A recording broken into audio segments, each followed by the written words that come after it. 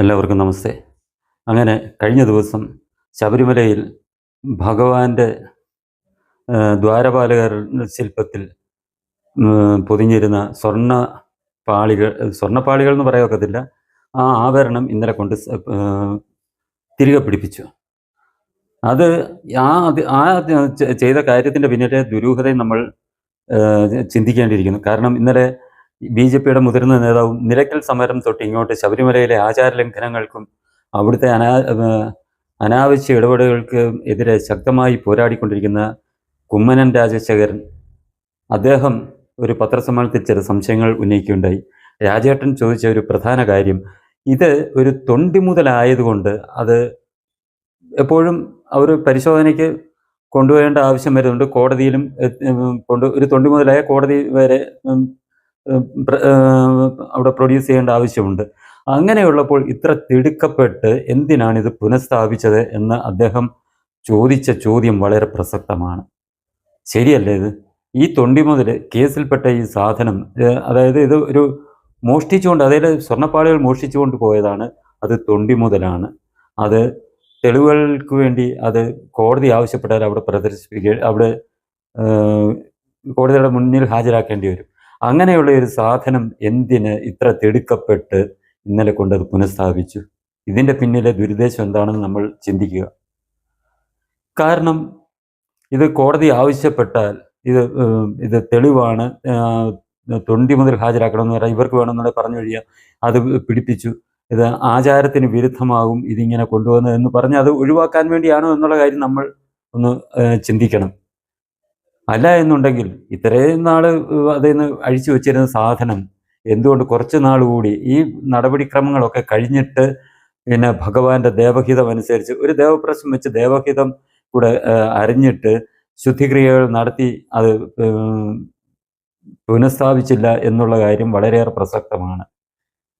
എന്തൊക്കെയോ ഈ അട്ടിമറി നടത്തുന്നതിന് വേണ്ടി, ഈ കേസിനെ അട്ടിമറിക്കുന്നതിന് വേണ്ടി തന്നെയാണ്, ഉന്നതരെ രക്ഷിക്കാൻ വേണ്ടി. അതിപ്പം ഉണ്ണികൃഷ്ണൻ പോറ്റി, പിന്നെ മുരാരി ബാബു, മറ്റുള്ളവരെ ഒക്കെ പ്രതികളാക്കിയെങ്കിലും ഇതിൻ്റെ പ്രധാനികളെ രക്ഷിക്കുന്നതിന് വേണ്ടി, കേസ് അട്ടിമറിക്കുന്നതിൻ്റെ ഭാഗമായിട്ട് തന്നെയാണ് ഈ സ്വർണ്ണപ്പാളികൾ ഇത്ര തിടുക്കപ്പെട്ടുകൊണ്ട് അതിൽ പുനഃസ്ഥാപിച്ചത് എന്ന് വേണം നമ്മൾ കരുതേണ്ടത്. പിന്നെ ഒരു കാര്യമുണ്ട്, ഭഗവാന്റെ അടുത്ത് കളിച്ചിട്ടുള്ള ഒരൊറ്റ മനുഷ്യർ രക്ഷപ്പെട്ടിട്ടില്ല, അവർ അനുഭവിച്ചിട്ടുണ്ട് എന്നുള്ളതിന് വളരെയേറെ ഉദാഹരണങ്ങളാണ്. അതിനെൻ്റെ തെളിവാണ്, അതിനുള്ള ഉദാഹരണങ്ങളാണ് നമ്മുടെ മുന്നിൽ വളരെയേറെ ഉള്ളത്. നമുക്കറിയാം 57 ആ സമയത്താണെന്ന് തോന്നുന്നു, ശബരിമല തീ വെച്ച് നശിപ്പിച്ച് വിഗ്രഹം തകർത്ത ഒരു കുടുംബം ഉണ്ടായിരുന്നു. അവരുടെ ആ കുടുംബം നശിച്ച് നാറാണക്കല്ല് വെച്ചു. ഒരു മാസം മുമ്പല്ലേ അവിടുത്തെ ഒരു സഹോദരൻ മറ്റൊരു സഹോദരനെ വെടിവെച്ച് കൊല്ലുകയും ഒക്കെ ചെയ്ത സംഭവം നമ്മുടെ മുന്നിലറിയാം. ഞാൻ ആ കുടുംബങ്ങളുടെ ഒന്നും പേര് പറയുന്നില്ല എന്ന് മാത്രം. അതിനുശേഷം നിലയ്ക്കൽ പ്രശ്നം തന്നെ ആലോചിക്കുക. നിലയ്ക്കൽ ഭഗവാന്റെ പൂങ്കാവനത്തിൽ പള്ളി സ്ഥാപിക്കുന്നതിന് വേണ്ടി ഈ ക്രിസ്ത്യൻ ഗൂഢാലോചനയ്ക്ക് കൂട്ടുനിന്നാണ് നമ്മുടെ അന്നത്തെ മുഖ്യമന്ത്രി ശ്രീ കെ കരുണാകരൻ. അദ്ദേഹത്തിൻ്റെ അവസ്ഥ എന്തുമായിരുന്നു? അദ്ദേഹം ഒരു അപകടത്തിൽപ്പെട്ട് ആശുപത്രിയിൽ കിടന്നപ്പോൾ അദ്ദേഹത്തിൻ്റെ സന്തത സഹചാരികളായി മക്കളെക്കാൾ കാര്യമായിട്ട് കൊണ്ടു കടന്ന നേതാക്കന്മാർ, രമേശ് ചെന്നിത്തല ഉൾപ്പെടെയുള്ളവർ തിരുത്തൽവാദികളെന്നും പറഞ്ഞ് അദ്ദേഹത്തിനെതിരെ തിരിഞ്ഞില്ലേ? അദ്ദേഹം കോൺഗ്രസ്സിലെ ഏറ്റവും വലിയ ശക്തി കേന്ദ്രമായിരുന്നു. അദ്ദേഹത്തിന് അവസാനം കോൺഗ്രസ്സിലുണ്ടായ അവസ്ഥ എന്താണ്? ഇതെല്ലാം നമ്മളുടെ മുന്നിൽ കണ്ടുകൊണ്ട് ആ കുടുംബം അന്ന് അവിടെ ഈ കുരിശ് സ്ഥാപിക്കാൻ വേണ്ടി മുൻകൈ എടുത്ത ഒരു കുടുംബം ഉണ്ടായിരുന്നു. ഈ പന്തളത്തിനടുത്ത് തന്നെ ഉള്ള ഒരു നരിയാപുരം ഭാഗത്തുള്ള അവര് വളരെ വലിയ സമ്പന്നരായിരുന്ന, ആശുപത്രി സ്കൂളുകളൊക്കെ ഉണ്ടായിരുന്ന ഒരു കുടുംബമായിരുന്നു. ആ കുടുംബത്തിൽ ഇതിനെ മുൻകൈ എടുത്ത ആളുടെ അവസ്ഥ നമ്മൾ മനസ്സിലാക്കി. ആ കുടുംബം നശിച്ച് നാറാണക്കല്ല് വെച്ച് ഇത് നമ്മൾ കണ്ടതാണ്. ഇതേപോലെ തന്നെയാണ് നമുക്കറിയാം. പറയുന്നതിൽ ദുഃഖമുണ്ടെങ്കിലും നവീൻ ബാബു എന്ന ADM കണ്ണൂരിലെ ഈ ഒരു CPM നേതാവിൻ്റെ ആ ഒരു അധിക്ഷേപത്തിൽ അവർ കാരണം ആത്മഹത്യ ചെയ്തതാണെന്ന് പറയുന്നു. ആത്മഹത്യയാണോ കൊലപാതകമാണോ എന്ന് ഇപ്പോഴും ദുരൂഹതയാണ് നിലനിൽക്കുന്നത്.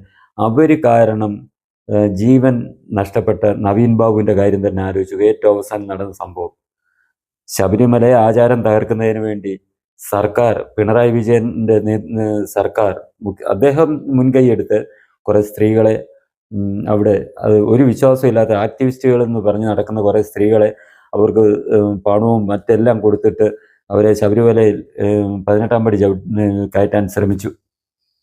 അതിന് പിണറായി വിജയന്റെ ഉത്തരവുകൾ മൊത്തവും അദ്ദേഹത്തിൻ്റെ ഉത്തരവുകളും നിർദ്ദേശങ്ങളും എല്ലാം നടപ്പാക്കിയത് ഈ നവീൻ ബാബു എന്ന് പറയുന്ന അന്നത്തെ റാന്നി തഹസീൽദാരായിരുന്നു.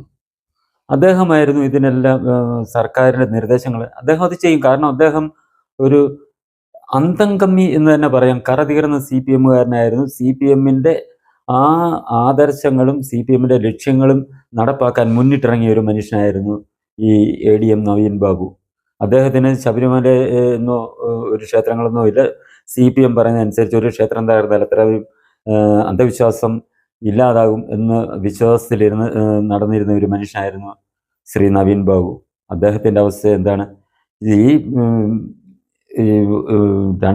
രണ്ടും കൽപ്പിച്ച് നടക്കുന്ന സ്ത്രീകളെ ശബരിമലയിൽ കയറ്റി ആ ശബരിമലയുടെ പൗത്രത നശിപ്പിക്കാൻ ശ്രമിച്ച അദ്ദേഹത്തിന് അകാലത്തിലല്ലേ ജീവൻ നഷ്ടപ്പെട്ടത്. അപ്പം ഇതേപോലുള്ള കാര്യങ്ങളിൽ നിന്ന് തന്നെ നമ്മൾ ഒരു കാര്യം മനസ്സിലാക്കണം. ഒന്നും വേണ്ട, ഇതിനെല്ലാം മുൻകൈ എടുത്ത പിണറായി വിജയൻ എന്താണ് ഈ രോഗങ്ങൾ കൊണ്ട് അദ്ദേഹം വലയുന്നു.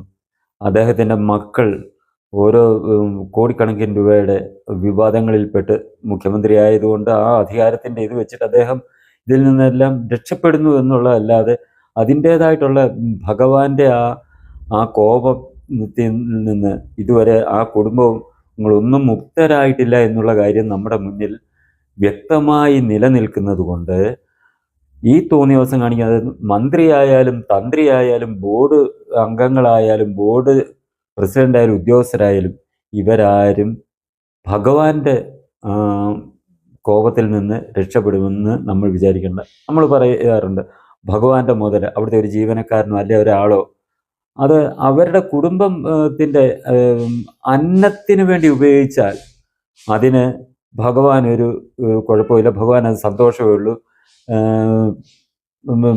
ആ കുടുംബം പുലർന്നു പോകാൻ വേണ്ടി മക്കളുടെ പഠനം അവർക്ക് അന്നം ഭുജിക്കാനും ഒക്കെ ആയിട്ട് ഉപയോഗിച്ചാൽ അത് ഭഗവാന് ഒരു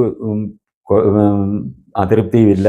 കാരണം നരസേവ നാരായണ സേവ എന്നാണ് നമ്മൾ പഠിച്ചു വച്ചിരിക്കുന്നത്. ഭഗവാനെ നരനെ സേവിക്കുന്നതാണ് ഭഗവാനെ സേവിക്കുന്നതെന്നാണ് നമ്മൾ പഠിച്ചു വച്ചിരിക്കുന്നത്. എന്നാൽ ഭഗവാന്റെ മുതൽ ഇതേപോലെ അടിച്ചു മാറ്റിക്കൊണ്ടുപോയി സമ്പാദിക്കാൻ ശ്രമിക്കുന്ന ഒരുത്തനും രക്ഷപ്പെടില്ല എന്നുള്ള കാര്യം നമ്മളുടെ മുന്നിൽ വളരെ വലിയ ദൃഷ്ടാന്തമായിട്ട് നിലനിൽക്കുമ്പോൾ ഇവരെത്രയൊക്കെ ഇതിനെ തേച്ചു മായ്ച്ച് കളയാൻ ശ്രമിച്ചാലും തെളിവുകൾ നശിപ്പിക്കാൻ ശ്രമിച്ചാലും ഉന്നത ഇടപെടലുകളിൽ കൂടി ഇതിനെ ഇല്ലാതാക്കാൻ ശ്രമിച്ചാലും ഒരിക്കലും ഇവരൊന്നും രക്ഷപ്പെടില്ല എന്നുള്ളത് അത് ഉറപ്പായിട്ടുള്ള കാര്യമാണ്.